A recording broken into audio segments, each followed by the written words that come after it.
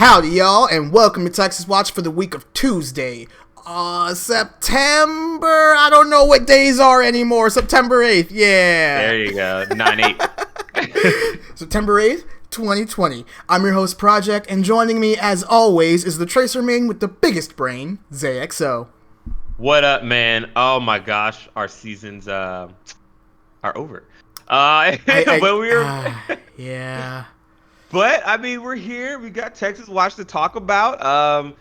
And we've got some. The year is done. I mean, it's in the bag. Put it in the can. This is what we got. So yeah, I'm back on the show again. Another week of Texas Watch. Another week and another chance to just sad face. Anyway, you can catch the show on YouTube at the link in the description. Please subscribe. We're still on our way to getting that 30 subscribers. We're trying to get that URL, so we'd really appreciate it. If you would rather just listen to our lovely voices, we're also on podcast services around the globe. Just search Texas Watch on Spotify, Apple Podcasts, Google Podcasts, and podcast services around the world, including Stitcher. Stitcher, that's what it was. I was going to say Striker, but that's a player. That's not a service. I could see, I was like, oh, no, I'll get there. Yeah. I thought I was going to say Striker, but I'm glad you had that correct, because I did not. And with that, let's just jump straight into it. This last week was the first week of the Overwatch League playoffs. And like we talked about in the last episode, we were pretty hopeful. You know, things seemed already written. You know, we knew what storylines were made. Teams' power levels were... No. Throw that out the window. No, I just mean in general. I'm like, because we're our power level negative 9,000, right? But continue on. Everything with the shifting. Everything was just shifted. You know, teams that we thought were awful ended up pulling it together. Teams that seemed to have their cohesion down couldn't figure it out. Teams that were expected to take it all the way were knocked out immediately. Like, this year's playoffs was no exception whenever it comes to Overwatch's natural. We got to make things big in the playoffs because, yeah, they're pretty good at it. You know they do this shit on purpose, man. We're going to just break the meta right before playoffs just so we can throw all the things the teams have done throughout the season out the window because who knows who's good with these metas, right? As we'll talk about later. First our teams, but the playoffs are crazy. You know what? Let's go there. We'll start off with the Houston Outlaws. They were knocked out in the first round by the Boston Uprising. Yeah. So for you podcast listeners, you guys just can't see my face. I'm exhausted. I'm tired. It's been a long season. And for it to end with the culmination of us losing to the Boston Uprising, they're the worst team in the league, I believe. I believe they're the worst team in the league, right? Or was it Vancouver? Ooh, let me check the stats real quick. But I guess kind of regardless, we lost to them in a 3-1 fashion. Words cannot really describe the feeling I had while I was watching that series.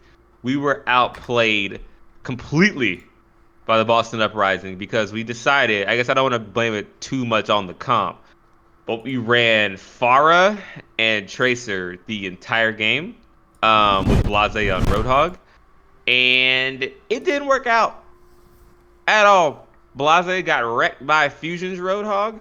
And all Boston did was play Ash Tracer and just shot our Pharah to the ground. We played that on all maps. We played it on Assault. We played it on Control. We played it on Escort. We played it on Hybrid. And we only won one map. To be honest, I don't remember the map because as the game was going on, I was like, what the hell are we doing? Why can we not play Pharah? And they just wouldn't switch. And if you even give me a mid-level or average plat player 4 maps to shoot a Pharah, on one of the maps, goddamn it, I'm going to shoot the Pharah and I'm going to hit her. All right, and I'm going to hit the Mercy. Eventually, you're going to learn. And it looks like the Outlaws never shifted their strategy, and we ended up losing to the Boston Uprising 3-1. Let me ask you a question. Let me ask you a question real quick. Please, no painful questions. I'm already hurting. This is more related to just the morale of the Houston Outlaws. I mean, we watched this game play, and it almost seemed like they gave up. You know, like they Yeah. knew that this was it, and I mean, Boston hasn't been a team where they've been consistent. You know, right. They usually come up with a strategy and then they drop it, or they crumble, if you will. No, but at least they're willing to switch strategies. I mean, I came into this matchup saying that we had the coaching advantage and we'd be more prepared with the shifting meta. We clearly were not. We got outplayed and outcoached because our players didn't know or have a backup plan. Granted, we did have to play first. Obviously, Boston Houston was the first game of the playoffs with the new meta. So we just had to kind of go in blind. We don't know what anyone else was running and what other teams had done. We were literally the first teams. And Boston didn't even run anything crazy. They ran the Roadhog. Everyone just thought it'd be Roadhog, Tracer, and I guess you don't know who the other DPS would be. Right now it's Sombra, but we never played Sombra that entire map. So Which we is clearly had odd no with idea. Dante. That's really Well, weird. We didn't know. We literally just didn't. I think it literally was kind of a coaching, just time kind of thing because the meta settling into a Sombra Tracer kind of style, or some teams prefer the Ashe still or Widow because they have a better hit scan like that. It's still shifting, but we were so locked into what we thought was the meta that it ended up costing us, I think. And I think that was a mistake by Harshaw, or a Dream, or both of them, if they decided that was the case. Dream put out a tweet after they lost to Boston discussing that, guys, I know we look like we laid an egg, but he said, we swear we ran into scrims and we lost one match in scrims out of all of them. We thought this was going to be the best thing for us. And he literally said that. He's like, I'm sorry, I'm disappointed, but thank you for a great season. That was his tweet. And I can respect that. He came out and owned up to the fact that he thought they had the right comp available, and they just didn't. They just got rolled. Especially if Boston did it to him. If Boston did it to him, it didn't matter. Because if Boston beats you, anyone in the league can beat you. Let's be real. So, and just to confirm, Boston were the worst team in the league. Yeah, so at least he owned up to it. I respect Dream for that, and I respect Harsha for that. He didn't send out a tweet or anything, I don't think. At least I didn't catch it. But I do respect him for that. But in general, too, that's pretty much it for that game and the playoffs for the Outlaws. So we're done. Put a bow on it. Yep. It's over. To kind of roll into just an overall review of our season. It started off with some really high hopes, man. Especially when things were getting crazy. We go to Immortals. Then we actually got an owner. It's a broadcasting group, actually. I looked it up. It's like some little conglomerate. Fine, but there's an actual person who owns it. We're good financially now. We switch up the coaches. We get rid of Tyrag. Sorry, I can't even say these names. Bear with me because I'm about to go to a lot of them here. Tyrong, Hunwoo, both got axed, assistant and head coach. We bring in Harsha and Dream. And we're like, okay, things looking up. We've got an owner, 2 proven head coaches. We made some roster changes. We got rid of Arhan and Bonnie. And I still believe we still had Boink. I think we still have Boink. But we dropped some people, so we had cap room. If we wanted to sign someone, okay, the hype is there. The Outlaws are back. You know, this is going to happen this year. It's going to happen this year. And then we proceeded to lose our first 5 games of that season. Was it only 5? I'm not trying to make a dig. Like, I feel like it was longer. No, we beat Toronto in week 4. And that was at the homestand, right? Yes, exactly. That was at the homestand.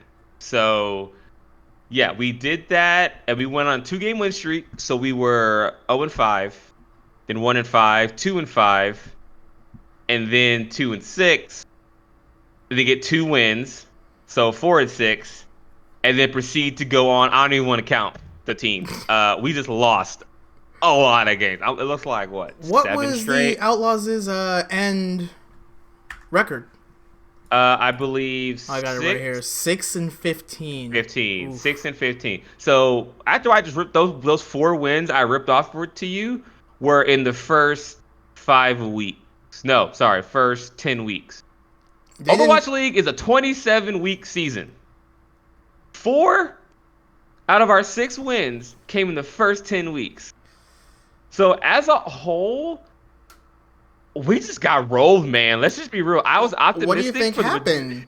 Like I, what do you? I know that we had a lot of situations with the Outlaws where we were trying these players, they weren't working. I mean, y'all even switched out Muma for hydration, and mhm. that was supposed to fix it. But we're we're didn't we're, y'all ju- we're win a just game with hydration in? we did. I think that's when we started our 2 game winning streak. We beat Boston and we beat Toronto. Um, and then from there we proceeded to lose a bunch, and then we beat Florida in July.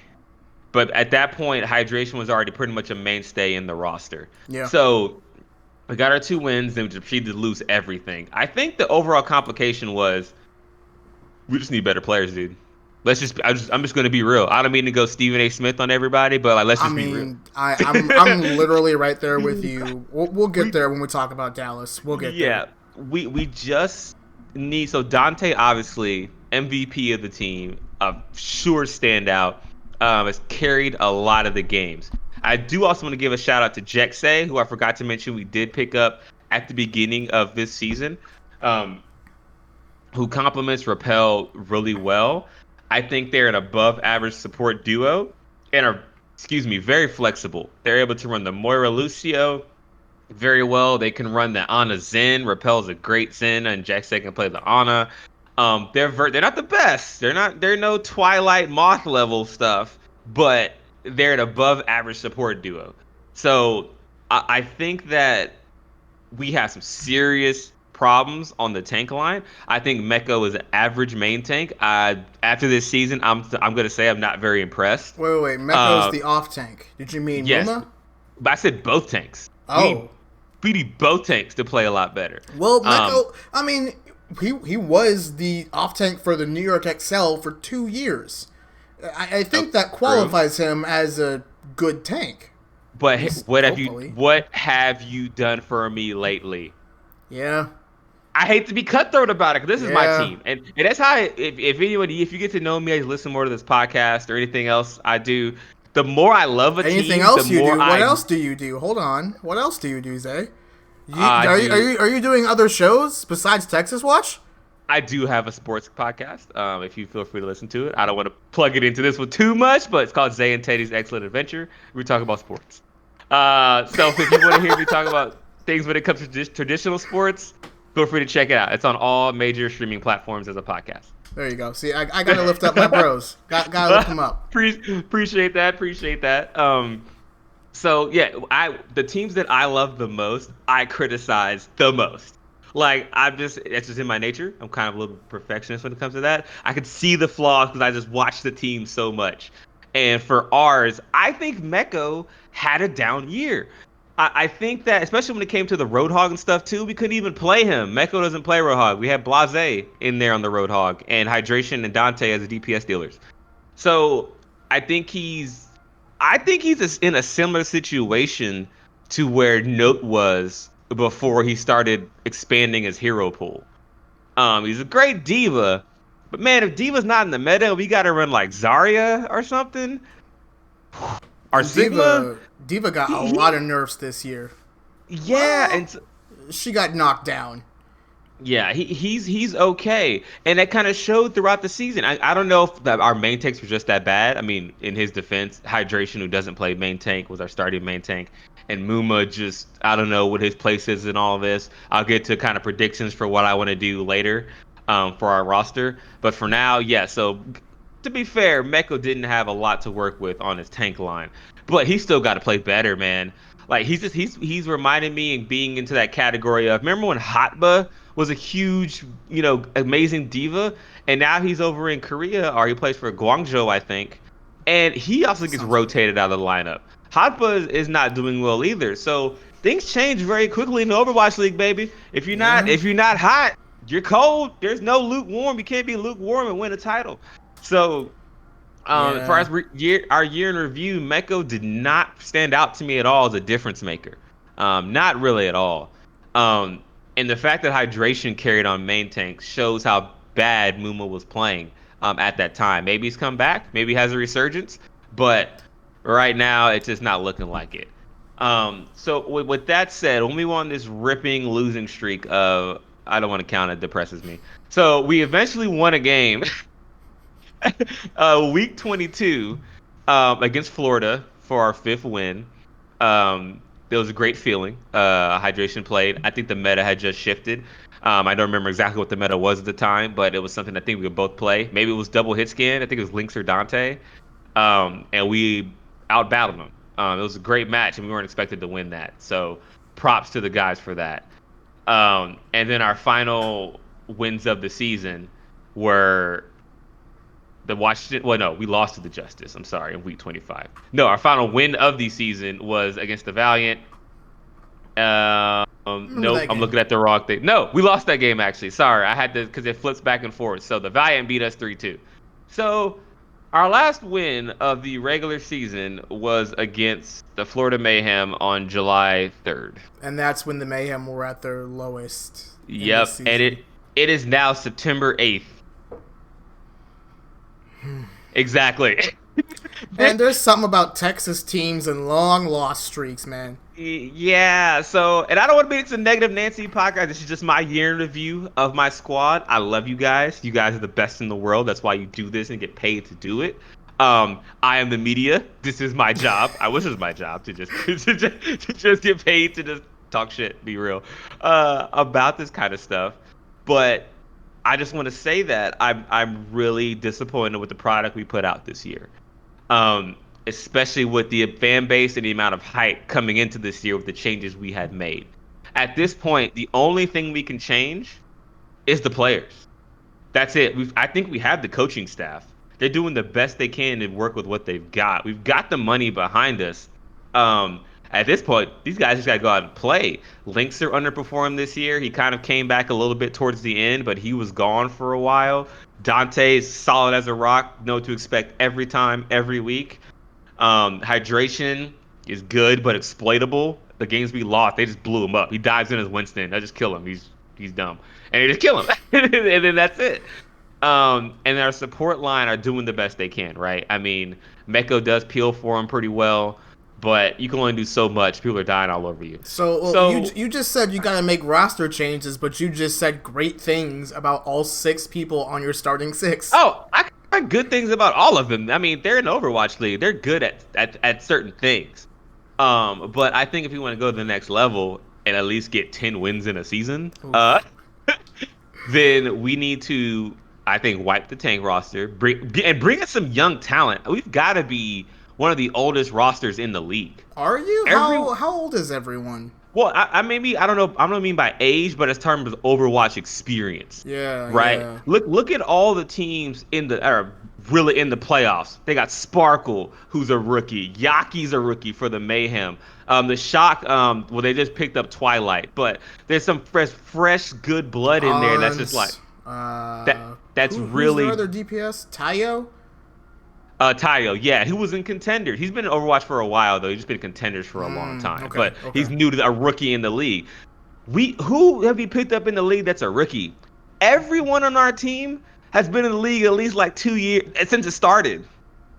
So I think Yeah. it kind of became it's hard to change a team's mentality from that losing one. Just speaking from being in a locker room, at least from traditional sports level, which I'm sure it is in the esports as well, because you're right next to the person. You're in a chair, like you can feel the emotion when someone's pissed or tilted. You know, they slam the desk, Jake style. So you could feel that. And you get in this mentality of losing, and you need something to break that. You need some kind of either a meta that's perfect for you. That's where we won two straight, or we need a new player to come in and say, "Hey, guy, look, I'm gonna carry. Let's go." Everyone's like, "Oh shit, this person's good," and you get on a roll. It's like similar to the Justice right now with Decay. He came in there like, "Dude, we can win. This is badass," and they go win. And I think that's what's missing from the Outlaws. So I think to get out of this mentality, we're gonna need an infusion of a new player or some young talent. There's some really good players down there in Contenders Korea. Watch tier two, please. Support tier Thank you. two. Watch tier two Overwatch. But there's some good players down there. And they're cheap. So we need an injection of talent. I don't like this idea of us right now. We're just mediocre, where you can't really hit the reset button and you're not close enough to being great to keep everything the same. So you've got to do something. You can't just middle it. You get middling in the middle right here. So I say we hit the reset button. These players are great, but these are optics players. This isn't this new ownership group's players. I love all the guys, man. Jaxay, Repel, Muma, Hydration, Dante, Blase. They've had their big moments. Blase, when Genji was meta, actually, did some Actually really popped good off, stuff. yeah. Let's not talk about his Doomfist on Temple of Anubis defense, point two. The guy literally killed everyone by himself. So I remember these great moments from last season and how good we were when things are perfectly right for us. But that's the thing about the best teams, man. If you want to move up to that next level, we've gotta do something with some players that can succeed in any meta. And right now we don't have that. So to put a kind of cherry on top of this, after I've ranted about my Outlaws for a good amount I'm of just time, letting you go, fam. Like, let's go. uh, I once again, guys, I said all that to say, if you're still listening, turn me off. If any Outlaws players are listening to this, or the coaches, or the staff, if you ever hear this, just know you're still my favorite team. I still want you to succeed. I will still ante up every weekend in my green when you guys are on. There you go. Just it was rough. It was hard to watch as a fan this season, if I'm being honest. You want the honest truth. I don't sugarcoat shit. It's not what I do. It was hard to watch some of these matches, and I hope we do better next season. Dream, Harsha, I still believe in you. I don't think you guys are a problem. I thought for a while towards the end, Tyrog was a problem, but y'all know what you're doing. You've had success before. I think you still can. I think we just need to ask the ownership, be like, yo, man, so that checkbook, we're going to need to sign some people. Can you loan me a couple dollars uh, to go ahead and sign some people? I think that's going to be the thing we need, because I think the players we have right now are not going to do it. I said at the end I gave you my kind of roster changes that I would make. Um, this may seem sound kind of cruel, but you fire everybody except Dante, Jexay, and Repel. Everyone else has to go. Damn. Okay. Everyone else has to go.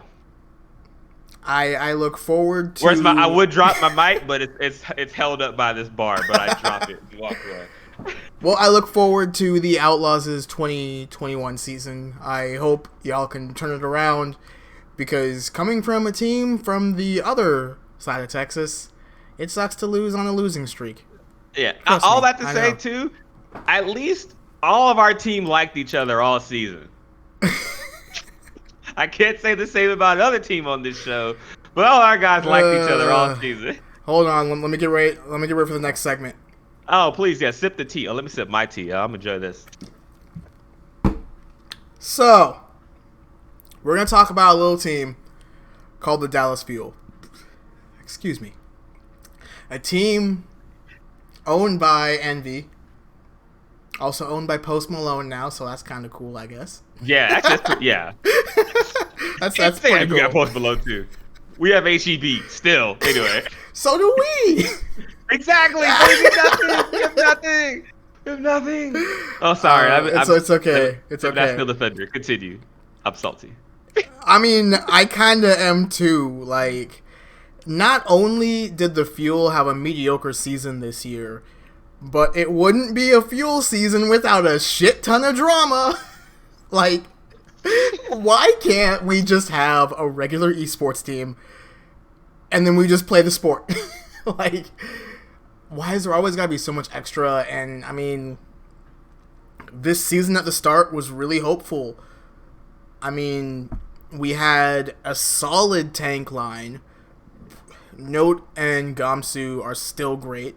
I do think that they are still capable, and the thing that's really frustrating from being a Fuel fan is both of them actually do their job very well. They are great tanks. Unfortunately, something in the team does not gel. And with the Decay situation, which I'll get into, it kind of, I don't want to say ruined the environment, but it was clear something was going on. I mean, you've been listening to me talk about the Fuel's bullshit all season. You remember, I was saying earlier, like, there seems like there's something going on behind the scenes that we don't know about. Definitely. And turns out, yeah, #Projekt was right. We had another Korean player that was not happy with the team. And you brought this up. I've seen this opinion echoed on Twitter. I understand it. And it's definitely a good question to ask, why does this keep happening, right? That's what I want to know. I do think that in a couple of situations it has been because of that player. But you've made the point, if you bring on LeBron, you play with LeBron how he wants to play. Thank you. So literally. But here's the counter argument. Envy as an esports organization, that name is known for a reason. Mm-hmm. Envy's won a lot. Envy knows how to build an esports team and win. I mean, shit, we just did it in Call of Duty. Shout out to my boys at the Dallas Empire. What up? COD League champs. Yep. Let's go. Let's go, my boys. This guy hopping on every Dallas team. And you're winning. No, bullshit. Get out of here, bullshit. Winning. I was there fucking day one.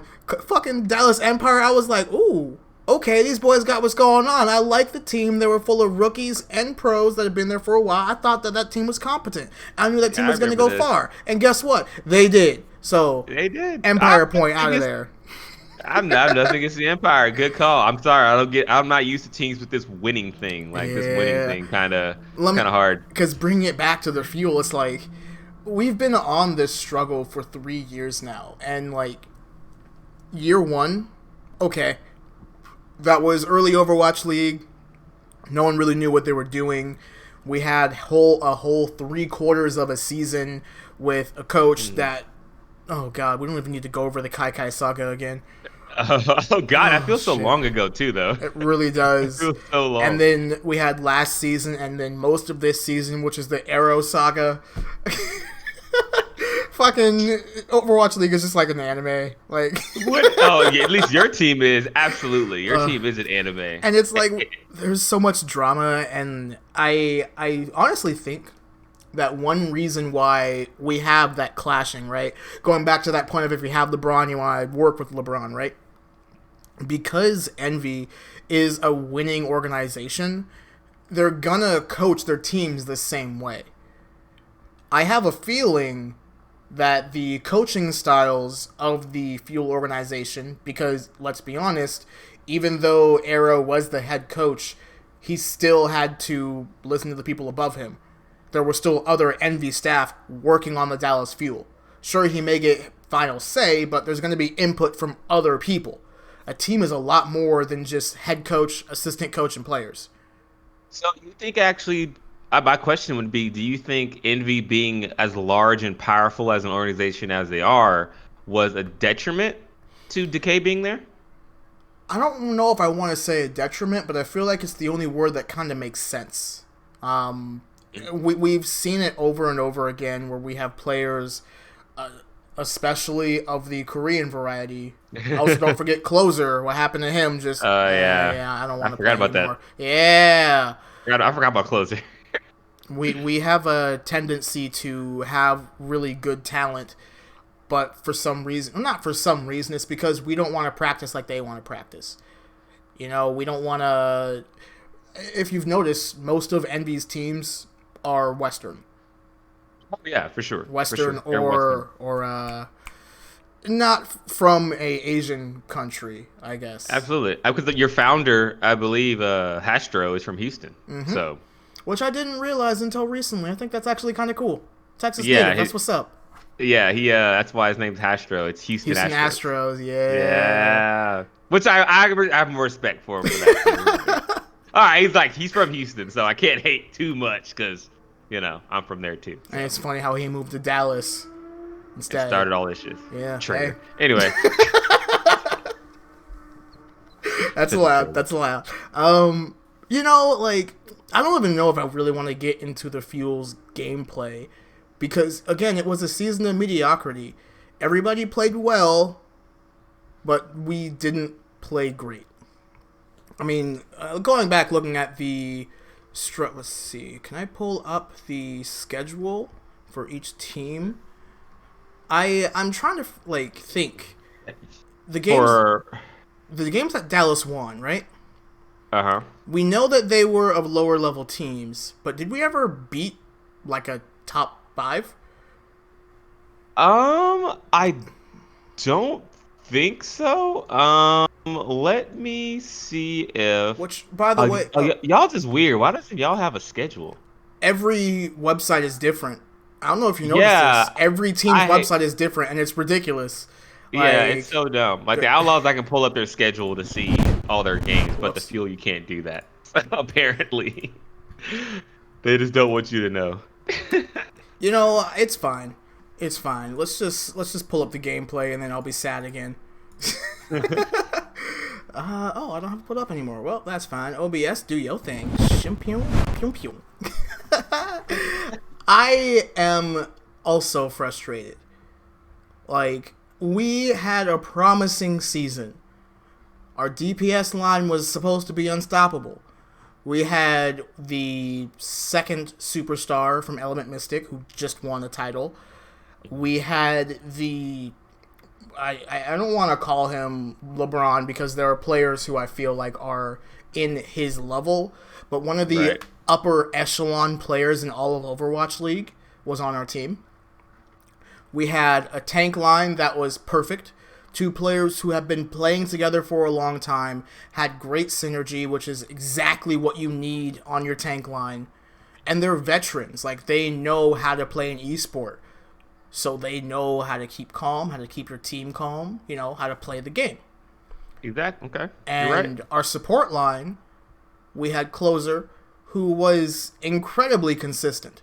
He wasn't the best, but he did his job, and he did his job very well. And Kremzo, a rookie who had been grinding his way on Team Envy for years, who earned his spot on the roster. So then what the hell happened? We looked good, but then we didn't get any wins until early on in the season. Yeah. On paper, it seems like it should all work out, but when the games start, oh boy, that's when reality sets in. And that's the weird thing about it. I don't like, you know me, I don't like blaming Arrow. I don't want to just say fire the head coach, which, I mean, the community says what the community is going to say. What is it? He did get fired. He did get fired. And I've noticed that with Envy, they will fire somebody not even when the season's done. Just like, look, you did your job. We're 3/4 through the season. Sorry. Yeah, They did the same thing with Kai Kai.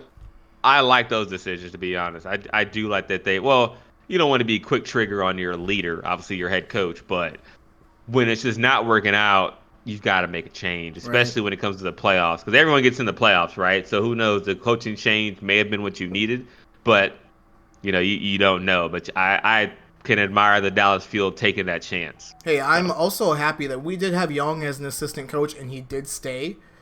I do remember as soon as we saw Young's coaching, did we actually win a game with him as head coach? I want to say we did, but I can't recall. Let me it just may pull up the have schedule. it may have been your first one. Let me see because 27 weeks is the total play, right? Oh wait, you can just go to schedule and then pull specific team. Wow, thanks Overwatch League. Oh, there you go. So let's see. I don't, We played the Valiant, lost. We played the Shock, lost. This is the beginning of the season. Let me jump to the end. Okay, playoffs weekend 1. Oof, I don't even want to talk about that game. Yeah, we beat Toronto. Yeah, we beat Toronto. We beat the Gladiator. No, wait, they beat us. 3-0. Shit. We beat Washington. Yeah. The wrong way. My bad. We beat Washington, and that was... Or not Washington. Vancouver. They're next to each other. Geography? Yeah. Vancouver and Washington are right next to each other. So we beat Vancouver. We beat Toronto. So, yay, we have something against Canada. We beat the Justice the week before that. So it wasn't like we're bad, but we're getting 3-0'd by the Shock, 3-0'd by the Fusion, 1-3'd by Atlanta. Oh, we beat Boston. Hey, we beat Houston. That was a fun game. Overjoyed. I was so excited. Paris beat us 3-1. Like, this is what I'm talking about. We got 3-0'd by the Titans. Oh, I remember that game. That game was awful. Look, going through all of these is further proving my point. We can beat the lower tier teams, but the second a heavyweight comes up, nothing happens.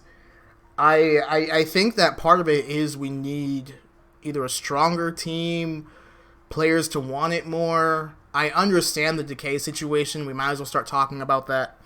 That really put a cog in the or a crink in the machine or whatever. I can't think of old Yeah. sayings. You can call it a wrench, a cog, Yeah, a wrench in a, the. a car, I don't a even know. truck. It was a lot of different things that was in the machine uh, that kind of derailed things. and I look forward to the next couple of weeks. I don't know if you noticed this. You know, Dallas Morning News. They Yes, I they know. actually cover the fuel, like Oh real wow, journalism. Yeah, yeah. like Um, real journalism. uh, Hey, we're real journalists. God damn it, this is real journalism. are we? Can we call ourselves journalists? I mean, we do Uh, research and talk I about mean, it. my definition is if you ever interview someone, you're a journalist. So we haven't yet. So I've interviewed I people. would say, Have I interviewed? Ah, it's not important. yeah. Anyway, I we're determining our credentials here on Texas Watch. So I'm just a little tired of the position that we've kept putting ourselves in, and it's always been stuff behind the scenes. You know, it's yeah, always drama. It's always something's going on with the team. I remember season one, like all the drama we had with Effect, with Kai Kai. Uh, at least AKM was consistent. yeah, collecting his paycheck now, but yeah, he was consistent. Oh yeah, he's collecting his paycheck, playing Valorant in his free time. Like he doesn't Yeah, care. He doesn't care. right. I just want to know what the hell happened. I was going on the real journalism point, just Yeah. because. So Go ahead. Go ahead. my question would be though. So you don't know what you would change if you were the owner Right. of just the Dallas, not Envy because you can't change the whole org, but if you ran the Dallas Fuel and Hastro came to you and was like, "Man, we tried. What do you think we should do?" Okay. What would you tell him? Bolster the coaching line. Obviously, we have one person in charge right now. That's not good. We need more. I know some teams have like maybe a head and an assistant, but I definitely feel like we need more to bolster everyone. You can't just shoulder the entire team's responsibility on one person. With that being said, keep Young as head coach. Okay. I think So that give him a full season, or yeah, at least three quarters of one. If you guys fire people in the middle, give him an give him at least opportunity. three quarters of a season. See where he ends up. Yo, we're gonna wait until the season's almost over, and then we'll fire you. Cool? Yeah. Cool. Yeah, it's like, don't I get reviewed at the end of the season? No, Nah. you get reviewed week 22. At week 22, if we suck, you're fired. So there's that. Player wise, I love Gamsu and Note. I genuinely do. They're a good tank line. They're solid. When Yeah. although I do feel we might need some fresh blood. Let's face it, esports is a young man's game, and while all these guys are veterans, I maybe want to see someone that's been on the ladder for a minute. You know, let's try something new. What have you got to lose? Like at this point for our teams, what do we have to lose? I do think we should keep Crimzo and Paintbrush, but They're young. let's get another support in there to rotate. I really don't like teams that always play the same 6 players. We need to be able to have flexibility for different situations. You can't have everybody be the catch-all all the time. Tanks, yeah, sure, you can keep them in. But you have some of the best teams in the league rotate everyone. Look at the Shock. They have so many amazing players. The Super Reinhardt on Kings Row. That's all he's known for. That's now. all Never he's known plays. for. But hey, when he plays, he chads up and he gets the wins. So The fucking Shock. Yeah. They literally just speed boost Super around to like him do flank shatters. They're fucking memeing on the whole league. Anyway, sorry. it's just okay. crazy It's okay. how good they are. But that's what we're looking for. That's what we need. We not only need a good starting 6, but we need to be able to slot people in and out. Overwatch is a game about multiple characters, and sure, you're playing the meta, but you can't force somebody to play a meta where they're not good with the character, you know? Like, you don't ask a diva main to play Reinhardt. Especially when it comes to that off tank playing a main tank or vice versa. Hold on, Hell, you cut our out main for a second. Oh, you don't want a off tank playing main tank or vice versa. Hell, we had hydration as main tank. Like, you don't want a DPS player or he's an off tank flex as your main tank. I mean, So I he feel your had pain to. on that one. And then of course with the DPS line, keep Doha if he wants to continue playing. I kind of feel for him because his perspective on this whole situation is really important because he was like Decay's buddy. Like they were bros. Right. So I'm actually curious whoever gets to interview him to hear Doha's side of the story. With that being said, if he still wants to play on the Fuel afterwards, keep him. I can respect if he wants to go somewhere else to get a different experience. That's cool. Everybody's a player in this league, and players have a right to say, I don't want to play on this team anymore. So True. Unless he's under contract. I don't know what his contract looks like. I don't either. I would have to check that. But I mean, but there's still some hope too. I mean, Oni God. I mean, especially when he gets off. He's in Europe, right? yeah. I think. No, that's something I was going to say. We need to keep Oni. I only said Doha can leave if he wants to, just because, again, he seemed to be a little bit more distressed on the situation compared to everyone else. I mean, your Korean DPS, bro, like, bounces. You're just like, well, what the fuck? Yeah, what about me? Yeah. Actually, now that I think about it, him and Gamsu were the only Koreans in our starting roster. So... That's true. That's true. Yeah, no, and I'd keep Oni for sure. I've said in previous episodes I have a lot of faith in him and his ability. He played on 200 ping for the rest of the season all the way through playoffs. Imagine getting him in the office. Like, he can put in some work, but still, give me a good hit scan aside from him, just in case. You know? It's nice to have a Carpe and a Hisu. Yeah, it's just... the riches that the Fusion and Shock have are just stupid. Oh my god. They're I think just that's stupid. why they have so many star players, is because they've won so much that they can afford it. So everyone wants to be the fucking Golden State Warriors? Like, oh, let's just all go to the same team and just, like, dominate the league. Yeah. That's not fun. Yeah, actually. You can't do that, but they can. So I mean, that's why Boston's been so low for so long, you know? If you don't win, you don't get the prize money, or can't really do much more. Overwatch League doesn't have a salary cap, do they? Not that I know of. That's how you fix the problem. You put a salary cap in. So one's got to go. You can't keep Super, Rascal, Choyobin. They're all too expensive. They've got to go somewhere else. That's how you balance the league. But that's how football does it. Isn't that also how fantasy works? Wait, you mean fantasy football? Well, just fantasy in general. Like, you're allowed a certain number of points, or in this case, a cap that you can spend on players.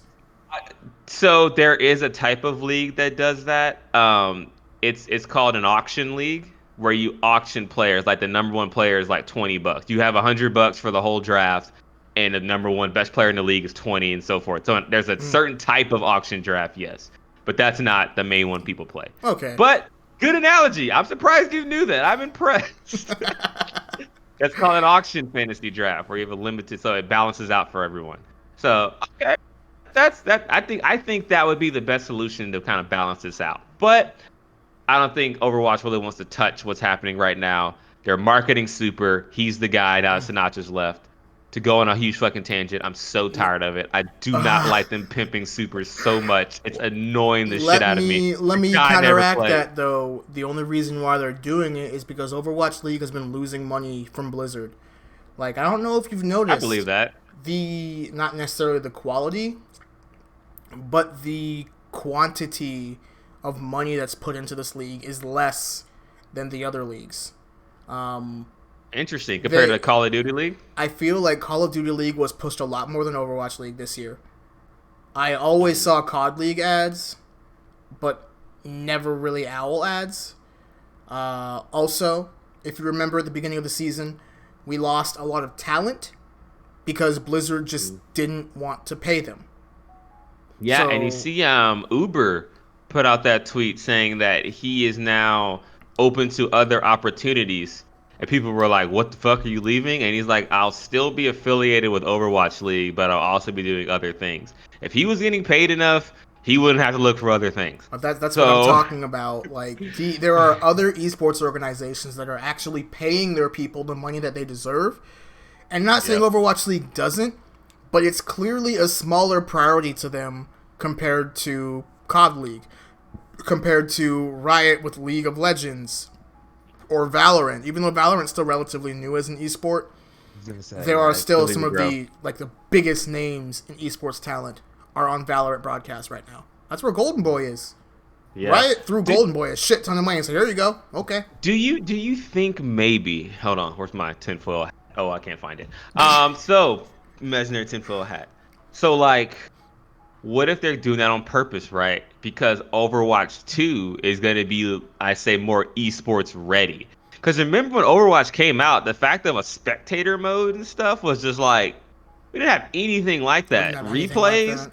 none of that. Call of Duty and Valorant came out the box with like replays, tournament modes, and all kinds of stuff. So maybe they're just kind of keeping on the low, and maybe they really go all out with Overwatch 2. I would hope so.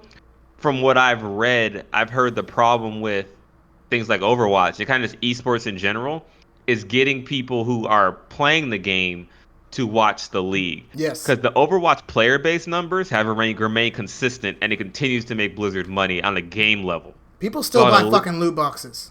yeah, Why? yeah. But for some reason they can't translate that into people watching the league, which is kind of the big problem. So that's why I'm sure Overwatch itself as a game is gonna keep getting content. Overwatch 2 is gonna be backed for as long as this one for 4 to 5 years, just like Overwatch is, because there's a player base. But getting people to watch the league has proven harder, I think, than they thought. But at least they're getting paid by Google, so that's nice. I mean, Yeah, they right. have a YouTube deal, or all Yeah. of Blizzard is. So. But so that's actually a really good question. And to piggyback on the beginning, where I think you asked like, wait, what was the original question? Shit, I don't even know. Look, Some Blizzard clearly has Yeah. said Overwatch is now a B tier esport, and congratulations, we are a B tier esport. And I don't want to say it sucks, but it definitely sucks to see the other guys succeeding and achieving more of their goals. And Monty was right. I don't know if the trying to mirror the actual regular franchise leagues is a good idea. I do think that if we adopted more esports strategies like these tournaments that we've done at the end of the year, that's great. That is It's great great. stuff. Yeah. I feel like we need more of that. If next year's structure was like this, to where we had 3 or 4 tournaments throughout the year split up by a couple of maybe smaller tournaments, or hey, let's have a weekend where these teams are playing, and then a weekend where these teams are playing, which, I mean, that's what we have now, but space it out a So bit more. I like that too, and maybe even up the ante, like mid-season. There's just a massive tournament where like the winning team gets an automatic bid somehow. Well, I don't say automatic bid because they can just tank, but something that's like insanely good. Like they get to pick any team they want to play first or something. Like so. I think you can do that. Either incentivize and do more tournaments. I think they're definitely hit the nail on the head with that. I still like the franchise leagues because I think that resonates with people. It's a locality, Oh, right? for the Like if record, there's an Austin. I'm not saying we get rid of that. I Oh, think we okay, need to keep okay. that. The fact that we actually have the regional shit makes it so much better. Like, I understand, like, oh, who you're cheering for? Oh, I'm G2. Oh, I'm Immortals. Yo, I'm 100 Thieves. Like, you know what? That's cool. But what makes you choose a team? Yeah, it's locality, baby. Like they're right down the street, or they're my team. They're my Right. team. Like Versus, so, I just everywhere I'm picked this from. team because I like their colors or I like their players. To go back, put the train back on its tracks because we went like fucking 2 cities over, bruh. Oh, we're next state. I am sad as a Fuel fan. Like you, I'm going to continue to burn. Well, not like you specifically, but I'm going to No, be not like me. continuing to be a Fuel fan. It's hard right now. I actually, fun story. I was playing Overwatch last night in comp, and there was this Okay. guy on my team that was incredibly toxic. And Mm. like he was being a dick, and like I'll admit I was sipping a little bit, so I was getting tired. So I literally just Oh, went you like, cut out. I didn't hear that. All I heard was like, I didn't hear what you did. "Oh, cool." So I was sipping shit, I was having a good Yeah. night, trying to enjoy some Overwatch, and he Yeah. was complaining, blaming the team, and then I was just playing. And I had literally just said, "Dude, shut up," like, and then muted his ass. And like at first he was trying to be like, yeah, and like he gave like a your mom kind of response, which I didn't say anything back. So I'm like, you know what? Mute. And I played the fucking game. And then I looked at his profile. He has a Fuel icon. And he was wearing the Fuel skin as Winston. I'm like, fuck, dude. Your people. I know. It's your people. I know. And it's like, I feel you, dude. Like, I get it. You're upset. You're angry. This season fucking sucked. And it's just like, damn, we're fighting with each other, man. You may not have, if you're playing Diva, you may have had a different skin on, but you've had the burn blue on too. So, yeah, I know. I believe it's frustrating. I believe it's frustrating. I just want our team to do good, you know? Like, we're backed by, clearly, when you talk about, like, money in the league. Oh, like, yeah. Y'all Envy's by far got the fucking money. Yeah. For real. So why are we not investing in the Fuel? Why are we not, like, is it because the Dallas Fuel keeps their players for way too long? Is it because we signed them for 3-year contracts versus 2 years? Is it because we have so many players that play really well one season, and then the new season comes around, and we have a new starting 6, so those old players get sit on the bench, like Trill, Unco, AKM, Closer.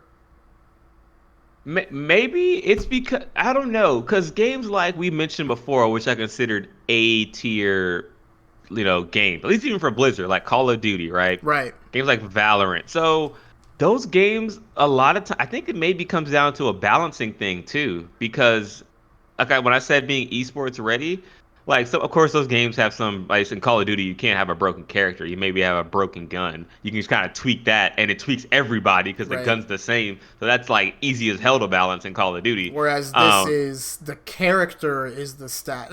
I get that, but I mean, Blizzard has been on a 2-week patch schedule for the past couple of months. If they keep this up in Overwatch 2, why don't we push that into competitive? Now, actually, that's a question I'll answer myself. Competitive integrity.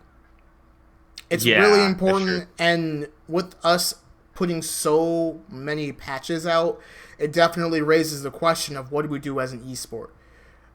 And maybe go ahead.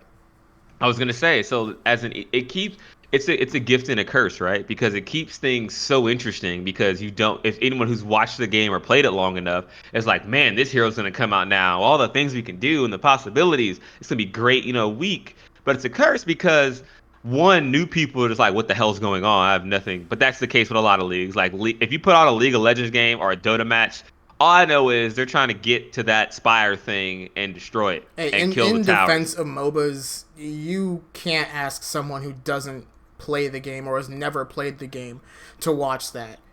Like, I just have no idea what the characters do. I just know there's a bunch of things moving around. Someone did an ability and this guy died, and the announcer's going crazy. And I'm just like, I cheer when everybody else cheers. I am bad at watching MOBAs, I will be honest. Right. But I mean, you got to think people feel the same about Overwatch. I feel like it's easier to pick up, but with all that said, I don't know why it's not seen. And I guess we're kind of going over season in review, Overwatch League in general. This is how I justify us talking about this. Let me finish my fuel point real quick. Yeah. I want to see us do better next season. And yes, I know every team is going to say that. But I want to actually see changes that will reflect the team growing. And I do have faith that we're going to get there. Because I know we're going to get there. Because Envy is not the kind of team to let a team lose. So, I expect to see great things from us in Season 4. Fair enough. Overwatch 2 season. That's a whole nother episode. That's... Oof. Oh, man. Do you think we'll ever get another trailer for Overwatch 2? Yes, this year at BlizzCon. We already know they're doing BlizzCon at home kind of thing. I don't know if it'll be free or not, but I am anticipating a second Overwatch 2 trailer. Well, they probably know. Blizzard's greedy. They're gonna sell a virtual ticket. But but someone's gonna stream that shit. Can you do that? I mean, I know you can't do it; it's illegal. But someone's gonna do it, so I should know where to watch it. That's all I need to know. Truth. Blizzard, don't come after me, please. I'm a good person. I bought the game 6 times. Don't ban me. I bought it 6 times. 6. Fucking 6. You owe me, Blizzard.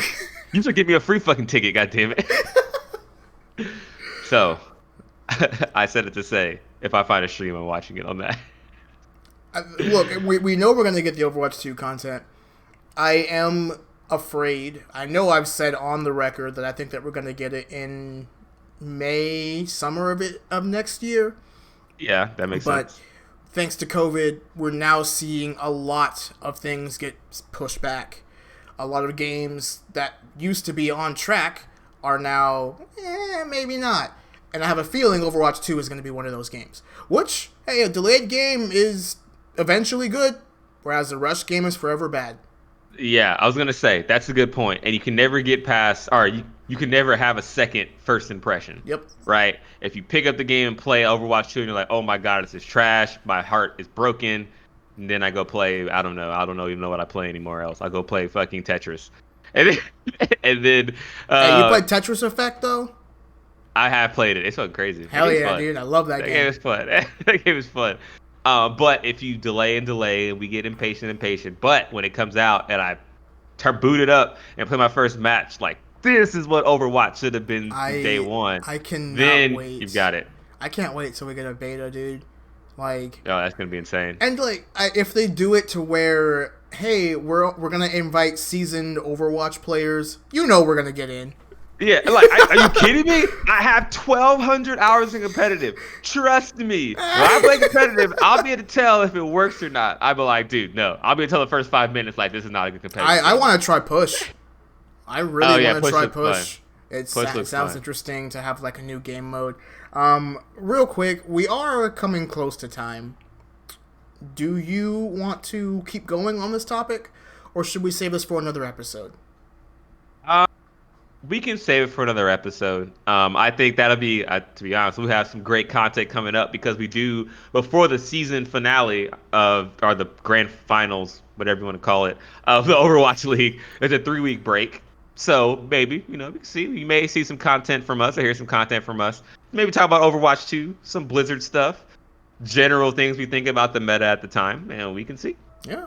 And with that being said, this has been Texas Watch, your source for Overwatch League news and discussion about the Dallas Fuel and the Houston Outlaws. I forgot that in the beginning, so I'm saying it now. You can catch the show on YouTube. If you're watching us on YouTube, please, well, first, thank you. Anybody who watches to the end of a podcast, seriously, like, you rock. That's pretty good. Thank you. Give us a subscribe if you like what you heard today. Hit that little like button, ring that notification bell so you know when everything goes live. And if you're listening to us on podcast services, also, hey, thanks for making it to the end. I hope you enjoyed your drive. Maybe you're listening to us at work. I know that's when I listen to podcasts. So That same hey. here, dude. Actually, well, I don't go to the gym much anymore, but I started doing that when I went to the gym, listening to podcasts. I don't. It doesn't get me hype, but like I don't know. Dude, I just it's listen. great when you're doing It's cardio. weird. It's so Yeah, great when yeah. you're doing cardio. I'm entranced in what they're saying, and I don't feel tired. It's weird. I never thought I'd be that person listening to like an audio book or a podcast while I'm like running, and it's like, it works out. Here we Anyway, are. But until next time, guys, let's make Texas proud. yeehaw.